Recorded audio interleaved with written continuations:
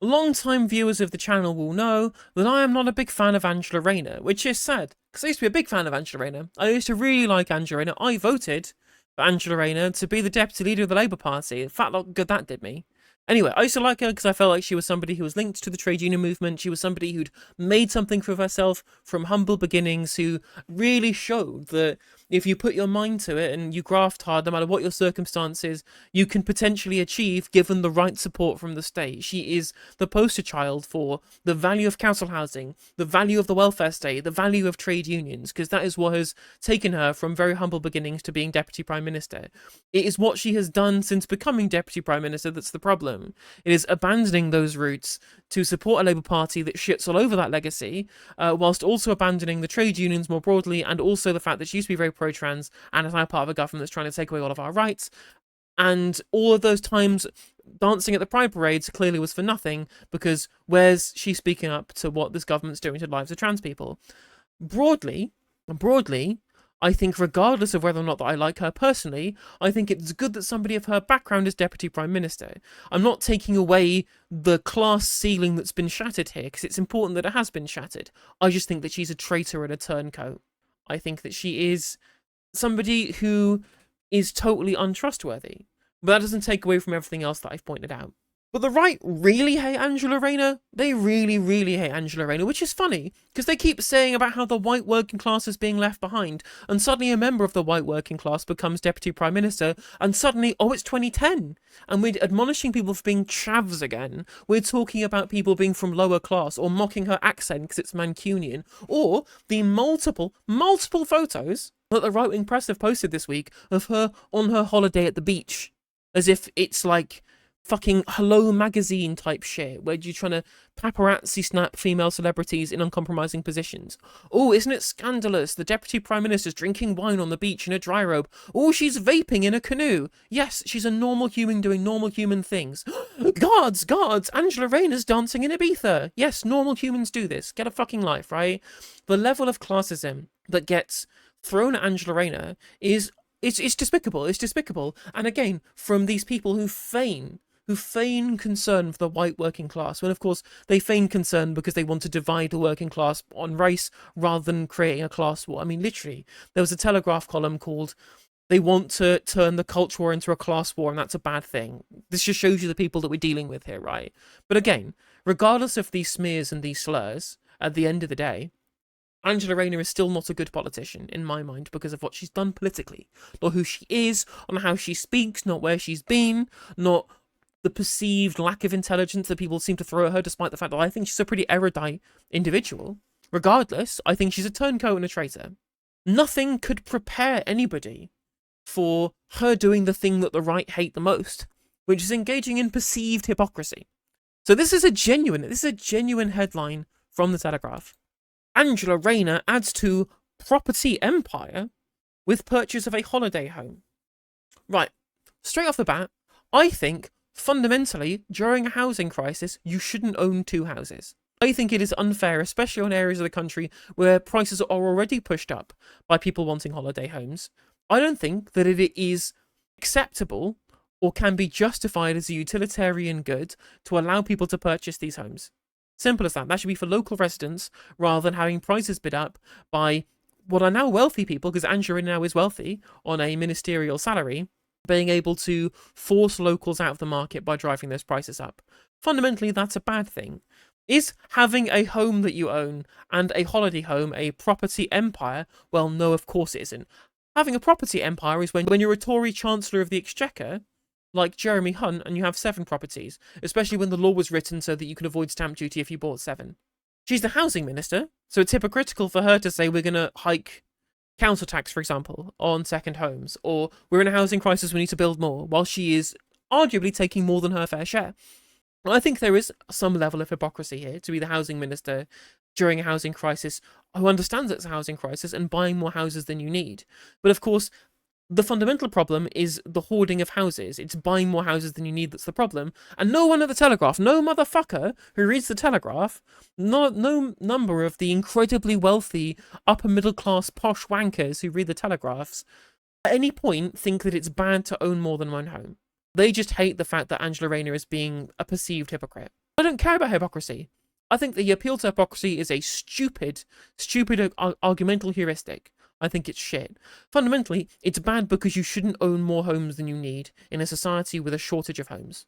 That shouldn't be controversial to say. Everyone knows that you don't have seconds at dinner until everyone's had their first course, and that's not what's being done here. With something that is just as necessary to live as food, which is a roof over your head. That's also true, Electrobubble. They hate that someone who they perceive as lower class than them being on their level now. They also hate that too. It's a very good point.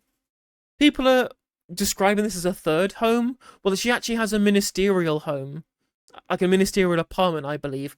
That's not really an actual second home. She has the home that she owns, and she has a holiday home, and then a place she has to live as a minister. That's not the same as having 3 homes, right? It is worth pointing out as well that this wasn't a cheap seaside apartment. This is an £800,000 seaside apartment. Again, it kind of hurts the working class credentials. How is this more egregious than the Tory minister that heated his stables, or Jeremy Hunt with 7 properties, or Jazz Athwal, the slum landlord? Like, this is all worse. This is all worse. This is all worse than what Angela Rayner is doing. But again, it's the hypocrisy that they hate, which I don't care about. It comes as Ms. Rayner is looking to impose an extra 100% council tax charge on second homes, leading to the Conservatives to call her to come clean about her council tax. I mean, if she wants to impose an extra tax that she herself pays, I don't see what the problem is there. Like, it's not hypocritical if you go, I have a second home and I'm going to tax myself more. That's perfectly reasonable to do. That's genuinely in no way hypocritical, right? It's like the endless criticisms that Hassan gets for being a socialist with an expensive house who wants taxes to go up for the rich. And I'm like, do you think he's not going to accept the tax? Do you think when he theoretically sets policy for the Democratic Party that he's just going to set taxes that everybody else pays that he doesn't? No, he's going to raise tax on the rich, and that will include himself. And Angela Rayner increasing her own tax is actually a good thing, as it shows that she's not bound by her conflict of interest.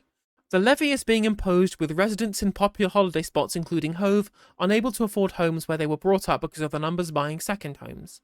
Which is true, and that's why it's bad that Angela Rayner is buying it. Not that she has too many houses, well, that's also bad, but not what the Telegraph thinks. And not because she's increasing tax. It's good that she's increasing tax, and as long as she's leveraging on herself, that's, I guess, fine. But you shouldn't be eating up properties that locals could buy at the same time.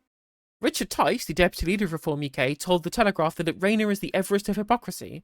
She laments a housing shortage and wants to soak the rich while selfishly building her own property mountain. But, Richard, you fundamentally believe that free markets should decide housing policy. Under your ideology, there is literally nothing wrong with her buying 2 houses when you already own lots of property because you're literally a property magnate. That's your job, Richard.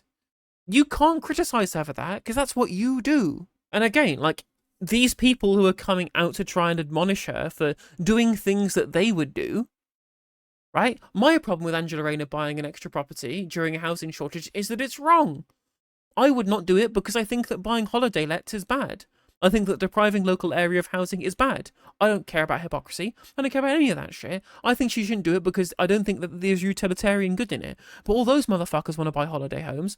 All those Telegraph reading Tory motherfuckers, they want to be able to buy up houses based upon free market principles rather than by ensuring that everyone that gets housed first. They don't believe in any of that shit, so they have no positions with which to argue, especially not when people like Nigel Farage own 4 homes, £3 million worth. Like, Nigel Farage and Reform UK are in no position to criticise either. They also buy more homes than they need.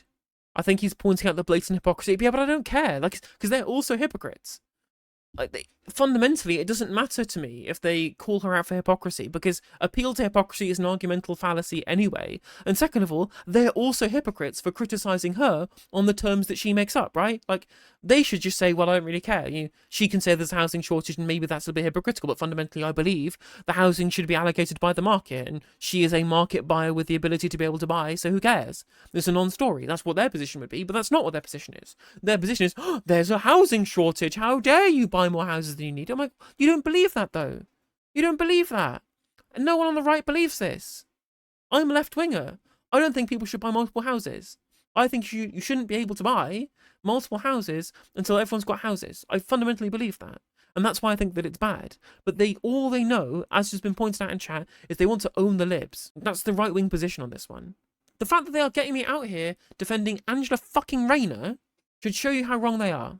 But even I'm defending Rayner now, and I'm defending her against criticism for a thing that I think that she's doing that's bad. They are literally making me defend Angela Rayner for doing something that I literally think is morally unjustifiable. But their attacks don't make sense either. To appeal to hypocrisy against her whilst they're also being hypocritical themselves. The scourge of Airbnb and Booking.com on towns like Brighton have pushed up property prices exponentially. Exactly. And as was pointed out in chat earlier on, you'd expect then Angela Rayner will probably end up just letting out as Airbnb short-term lets while she's not in the holiday home, which would also be egregious and would also be something that is unjustifiable. But you can't criticise that if you are Kevin Hollinrake or James Cleverly or Richard Tice or Nigel Farage or Richard Holden or whoever it is, because fundamentally they believe that free markets are how you should allocate housing, whether it be allocated to holiday homes for government ministers or whether it's to Airbnbs or whether it's to the poor and needy, right? They fundamentally believe that as long as you can afford it, you can buy it, and there shouldn't be restrictions because that's what the free market is. But that's bad. That's quite literally bad, you know? So they can't comment. They can't comment. Hey there, if you enjoyed the video, make sure that you like and leave a comment. That helps the video out in the algorithm. If you subscribe and ring the bell, it'll let you know when I go live. I stream every day on YouTube and Twitch. You can also follow all of my socials down in the description. And if you want to support me in a more financial manner, there's a join button for membership to just 99p to be a member on YouTube, as well as a Patreon, and there's some merch there as well. And hopefully I'll catch you on the next video. Take care.